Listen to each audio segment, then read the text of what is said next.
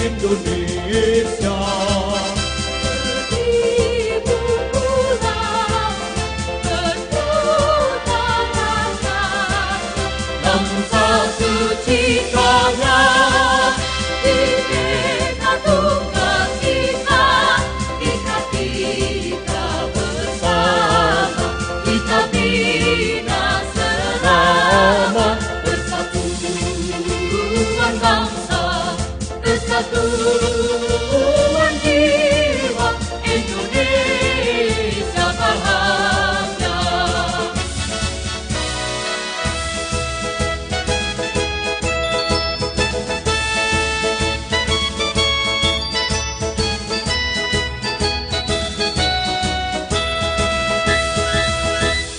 Bhinneka Tunggal Ika, lambang negara kita, Republik Indonesia.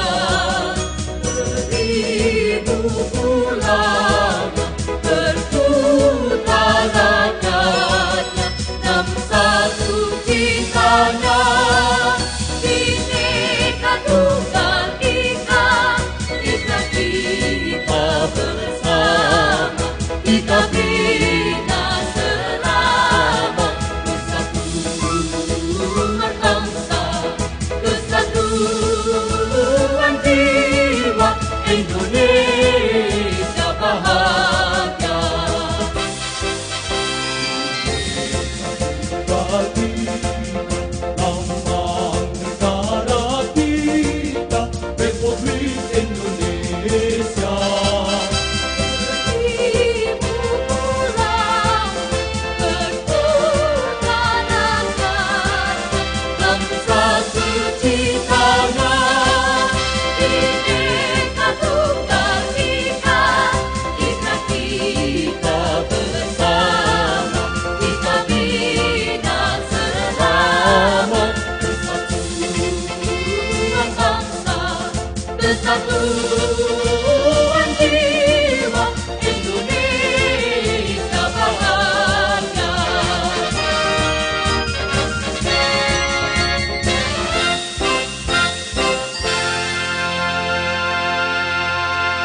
Hai, selamat pagi menjelang siang semuanya.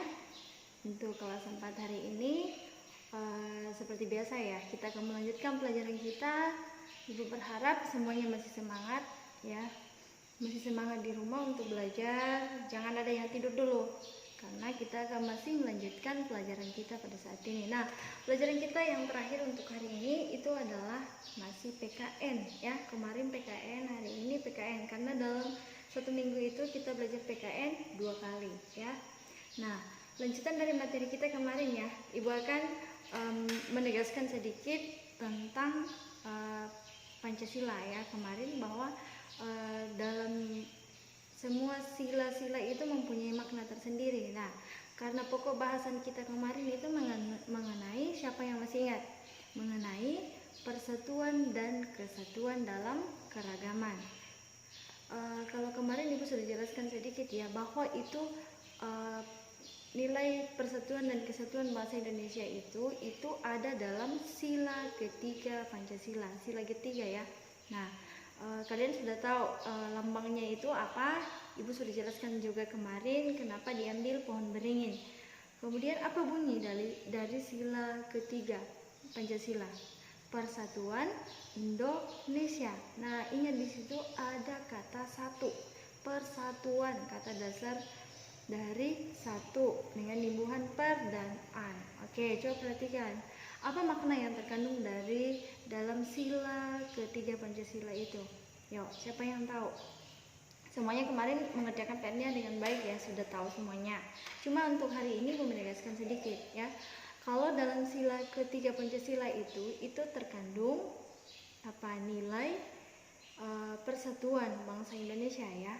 Persatuan itu berarti, Ibu sudah jelaskan juga, persatuan itu berarti utuh, tidak terpecah belah, tidak mudah diadu dombakan, tidak mudah misalnya ada kelompok lain yang ingin supaya bangsa Indonesia itu runtuh, ada kelompok lain yang mungkin memprovokasi seperti itu. Tidak mudah, karena orangnya sudah bersatu. Meskipun latar belakang bangsa Indonesia itu kita tahu bahwa terdiri dari berbagai pulau, ya. Ada beribu pulau yang ada di Indonesia. Tapi itu bukan penghambat bagi bangsa Indonesia untuk tetap bersatu. Terdiri dari berbagai ras, berbagai suku, berbagai budaya apalagi, ya. Tetapi itu disatukan membentuk satu kesatuan, yaitu bangsa Indonesia. Nah, itulah makna dari sila ketiga Pancasila. Nah, kemudian apa saja penerapan sila ketiga dalam kehidupan sehari-hari? Contohnya apa? Ya, kalau kemarin kalian sudah menjelaskan, misalnya kalau dalam keluarga itu seperti apa, supaya dalam keluarga itu selalu terjalin kekeluargaan, kebersamaan. Harusnya anak seperti apa, orang tua harusnya seperti apa kepada anak, orang tua dengan orang tua. Nah, di sini Bunda menjelaskan penerapan sila ketiga dalam kehidupan sehari-hari itu yang pertama adalah bangga akan karya bangsa. Kalian paham nggak kata ini? Bangga akan karya bangsa. Seperti apa itu kata bangga dan terhadap karya bangsa? Kita harus bangga, berarti kita harus mencintai karya-karya yang ada di daerah kita, ya. Sudah di kelas 3 kita sudah pelajari juga, ya. Kita harus mencintai produk dalam negeri dulu, baru mencintai produk dari luar negeri. Nah, seperti apa? Anak zaman now, ya, lebih suka lagu-lagu dari BTS. Padahal kalau ditanya, kamu tahu nggak lagu daerah dari ini? Dia tidak tahu. Nah, itu anak zaman now. Itu berarti salah satu contoh bahwa dia lebih mencintai budaya yang ada di luar negeri sana. Sedangkan lagu daerah sendiri atau lagu yang ada di daerahnya sendiri dia tidak tahu. Nah, seperti apa itu? Apakah itu adalah salah satu contoh akan bangga akan karya bangsa? Ya, Ibu yakin itu bukan salah satu contohnya, ya. Salah satu contohnya itu ketika kamu tahu tentang lagu daerah yang ada di Indonesia, ya. Nggak usah tahu semuanya, tapi paling tidak kamu tahu kalau lagu ini asalnya dari ini. Nah, misalnya produk kita dari Indonesia yang paling diakui itu adalah kain batik, ya, kain batik. Nah, kita harus mencintai, makanya setiap hari Kamis kita menggunakan kain batik, ya. Kalau kita di SD Presiden, setiap hari Kamis kita menggunakan batik hijau. Itu batik hijau yang bercorak kalteng. Berarti itu kita mencintai produk yang ada di tempat kita, ya. Misalnya corak kalteng tadi berarti kita itu memakai pakaian yang bercorak kalteng supaya itu adalah salah satu bangga akan karya daerah tersendiri. Seperti itu. Tidak mungkin kalau kamu disuruh anak-anak hari Kamis itu kita menggunakan batik kalteng. Misalnya karena kita beragam suku di kelas, saya tidak mau Ibu Guru karena saya ini dari suku ini. Saya dari Medan misalnya, saya dari Toraja, saya harus menggunakan batik saya sendiri. Tidak boleh, ya. Karena itu adalah kesepakatan kita, ya. Itu adalah kesepakatan dari sekolah, ya. Hargai kamu di mana. Apa yang peraturan yang dilakukan oleh sekolah itu harus dihargai. Ya, itu juga merupakan contoh persatuan dan kesatuan di sekolah. Kalau kamu tidak mengikuti berarti itu membuat persatuan dan kesatuan di sekolah bisa terpecah belah. Bagaimana kalau teman-teman mau mengikuti? Kenapa saya tidak bisa sih itu menggunakan baju yang lain tidak sama dengan saya? Kenapa saya tidak? Nah, teman-teman mau ikut-ikutan. Jadi tidak ada gunanya lagi peraturan yang ada di sekolah. Musyawarah yang kita sudah sepakati untuk melakukan ini, peraturan ini tidak dilakukan, ya, seperti itu. Itu adalah salah satu contoh sikap yang tidak mencerminkan persatuan dan kesatuan, seperti itu, ya. Nah, itu yang pertama tadi, bangga akan karya bangsa. Ibu sudah jelaskan contohnya. Kemudian menghargai perbedaan, ya. Ibu sudah banyak memberikan gambar, memberikan penjelasan bagaimana itu menghargai perbedaan. Banyak perbedaan yang ada di sekeliling kita saja dulu. Banyak perbedaan yang terjadi, ya. Baik itu perbedaan agama, perbedaan suku, perbedaan budaya, Nah, bahkan perbedaan jenis kelamin pun masuk ya. Ibu kemarin sudah jelaskan sama kalian. Nah, menghargai perbedaan. Kalau kita berbeda dengan orang lain, kita harus menghargai. Kita tidak boleh mengucilkan orang ketika dia berbeda dengan kita. Mungkin dalam kelompok kita, dia sendiri yang berbeda dengan kita. Kita tidak boleh mengucilkan orang itu, tapi mari terus bersama dengan mereka, mari terus berteman dengan mereka. Apapun yang kita kerjakan, kita harus menghargai mereka. Nah, seperti itu. Kalau dalam kelas mungkin ada teman kita yang berbeda agama. Nah, mungkin ketika duduk di kantin bersama, berdoa sebelum makan, nah, cara berdoanya mungkin berbeda.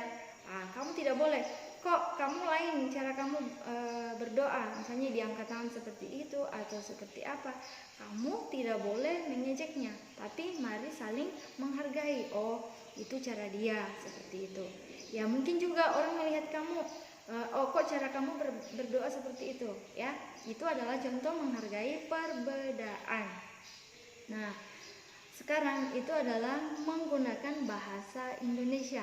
Penerapan sila ketiga dalam kehidupan sehari-hari. Yang ketiga adalah menggunakan bahasa Indonesia. Bahasa pemersatu kita itu adalah bahasa apa? Bahasa Indonesia. Kalau masing-masing daerah di Indonesia mempunyai bahasa daerah tersendiri, nah kita mempunyai bahasa ibu atau bahasa pemersatu, yaitu bahasa Indonesia. Ingat, kita berbahasa satu, yaitu bahasa Indonesia. Itu bunyi dari apa? Ayo. Nah, menggunakan bahasa Indonesia. Ya, contoh sehari-hari banyak kita temukan di sekitar kita, ada orang dari berbagai suku, dari berbagai daerah. Nah, pastinya itu bahasa daerah kita berbeda.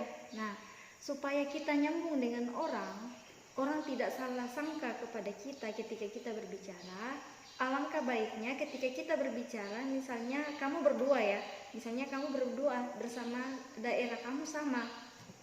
Nah, janganlah kamu bercakap menggunakan bahasa daerah kamu sendiri.